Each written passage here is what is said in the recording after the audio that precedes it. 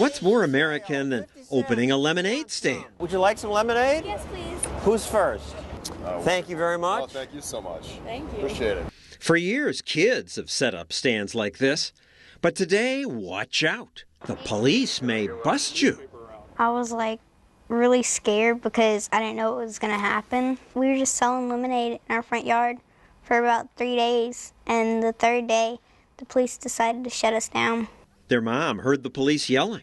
And I could hear them from inside my house yelling at them. Girls, you have to shut the lemonade stand down. It made me want to open my own stand here in Fox's front yard. There's a cop over there. Will the police bust me? There are so many vague laws that everybody arguably could be caught up in it. Lawyer Harvey Silverglate says America's avalanche of new laws, this is just what the feds added last year, makes criminals of just about all of us. Every citizen arguably could be shown to have violated some regulation in these stacks, and that's the danger to liberty. The police never told these girls why they were shut down. My husband stopped at the city hall to try to find out, and the city official laughed at him and said, "Really? They shut your lemonade stand down?" And he says, "Yeah, I'd like to see what law I'm breaking." She didn't even know. Eventually, the police chief explained. We're not aware of how the lemonade was made, who made the lemonade, or what the lemonade was made with. We understand you guys are young, but still, you're breaking the law, and we can't let you do it anymore. Appleton, Wisconsin shut down these girls' lemonade stand. And these kids in Texas were stopped too. They said that you needed a permit to sell. In Hazelwood, Illinois, Caitlin and Abigail Mills sold Girl Scout cookies from their own front yard. But then the city sent them a letter ordering them to stop. I looked at it and I was like, what? Cookies, come on, it's Girl Scouts. All these people ran afoul of laws they didn't know existed and still don't understand. They're ununderstandable. Not only to people like you who are not lawyers, to people like me. I am a lawyer, and I can tell you, They're incomprehensible to you. They're incomprehensible to me. Even the police don't understand. She said the Roberts Kids Lemonade stand violated the law, but 2 officers the previous day bought lemonade from them and tipped them. In Scottsdale, Arizona, Dr. Reed Tarazi is accused of breaking the city's nuisance and property maintenance ordinance. His crime? This tree in his backyard. It's the wrong kind. They said if you don't remove the tree, you'll be fined $2,000 a day. Or I could face imprisonment for 6 months. You bought the house partly because of this tree. Yes. But it turned out this tree wasn't on the Planning and Development Services Department's list of approved trees. It's odd because there are a bunch of them in the area. And so you point this out to the authorities, and they say what? Let us know who they are, and we will cite them as well.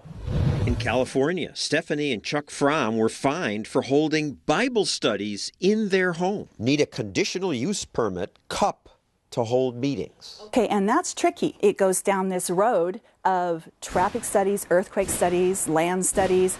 This can be tens of thousands of dollars. You then ask them, how many people make for a meeting? And the code enforcer and his boss that was there from the planning department said more than 3. And you have more than 3 kids. I have 5. Famous people accused of breaking the law can fight zealous prosecutors. They can afford the expensive lawyers who often get them reduced sentences or acquittal. But what if you're just an ordinary businessman and you import these guys? Watch out. You could go to jail for years. We didn't catch the lobster. We didn't see the lobster.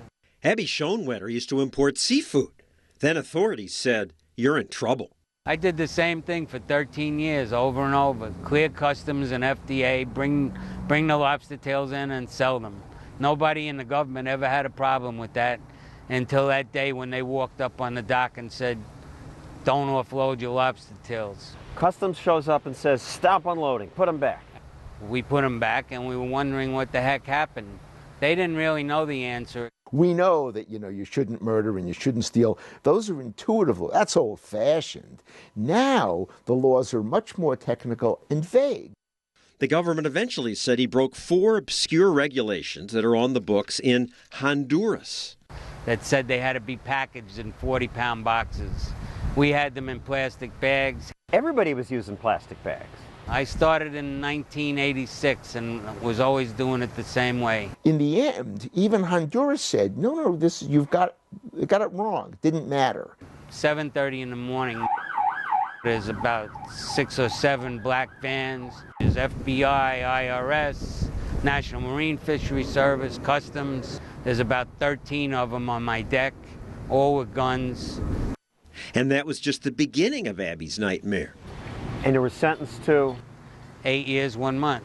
That's right, 8 years and a month. Maybe he was a repeat offender? Any trouble with the law before this? The worst thing I had was a speeding ticket. That was it. He served 6 years in jail. What's happened to your business? I went broke. What's happened to your family? They went broke also, and it broke up. My kids are back home with their mother, and that's the story. I assume these attorneys general and state's attorneys, they're not evil people. Okay, they're ambitious, they want to make a name for themselves, but they don't want to hurt people who didn't really do nasty things. Most are not evil, but there are a lot of fanatics. Prosecutors have noticed that other prosecutors like Elliot Spitzer, Rudy Giuliani, Senator Richard Blumenthal won high office by racking up impressive conviction records. You see all these regulations around here?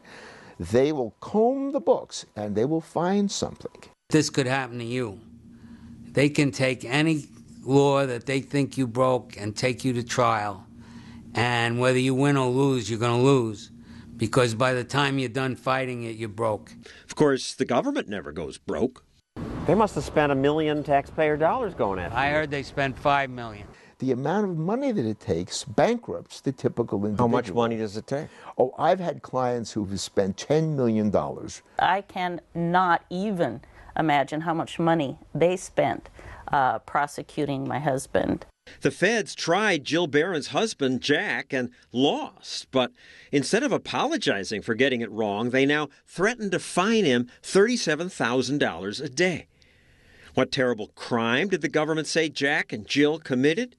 Trying to build a house on their own property.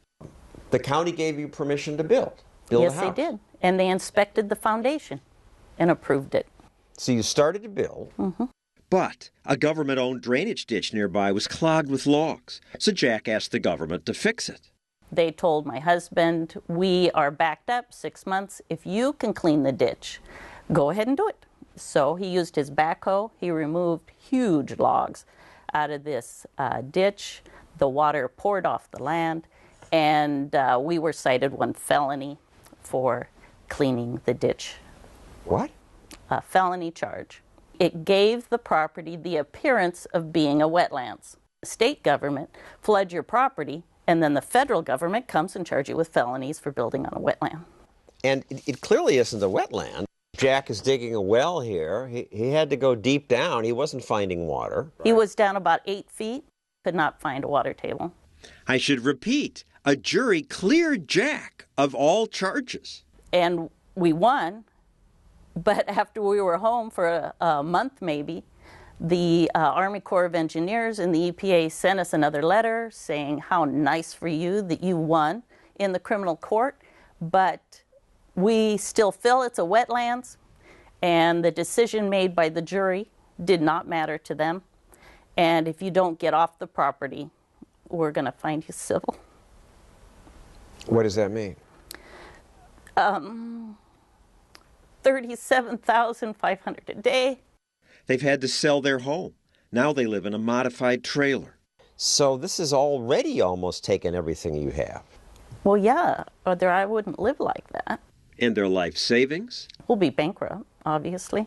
You have no idea what you're up against. You don't know the power that is the EPA. They have all the time and resources in the world. It's an implacable foe with unlimited budget, and they wear you down. They just come in and ruin lives.